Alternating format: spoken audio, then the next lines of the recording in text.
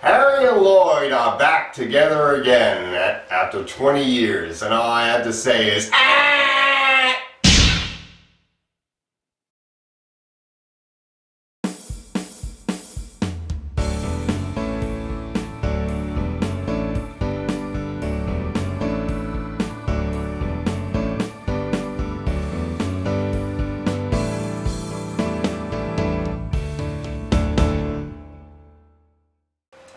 Dumb and Dumber 2, directed by the Farrelly brothers, Bobby and Peter, starring Jim Carrey and Jeff Daniels back as Lloyd and Harry, or Harry and Lloyd, however you want to say it. It's been 20 years. Lloyd has been pretending to be catatonic in a sane asylum, and when Harry decides he doesn't want to visit him anymore, Lloyd says, "Gotcha!"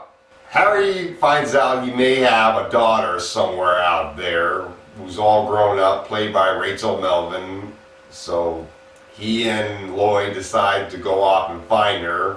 They find out the biological mother is Kathleen Turner. It's great to see her in a movie. I haven't seen her in a movie since V.I. Warshawski, so it's great to see Kathleen Turner. That was very nostalgic to see her, and she's great in this movie too. Of course, Lloyd has a crush on Harry's possible daughter, Penny. Am I right? Am I right? That's insane. So they're off to find Penny, and hilarious antics happen. We got a couple of villains are after them, and we have our sequel, which is pretty much just a cut and paste, almost identical to the first movie, almost beat by beat. And I honestly didn't mind that. I found a lot of the jokes that they redid from the first movie, only differently, pretty funny. The jokes I didn't find funny, though, were the gross humor. I didn't find a lot of the gross humor funny. Really, the only gross joke I kind of found funny was the fart joke. Rob Riggle is in this, and he's funny in this as well, especially when he does the camouflage jokes. Those were very good. This is just a pretty good movie. The best thing about this movie is seeing Jeff Daniels and Jim Carrey back together again, and seeing that they still have chemistry after all these years.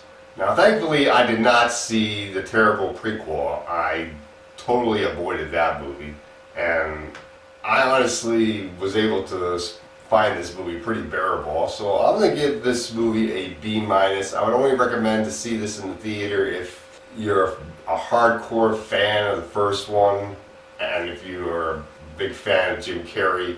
But aside from that, if you don't like toilet humor, then I would say stay away from this movie.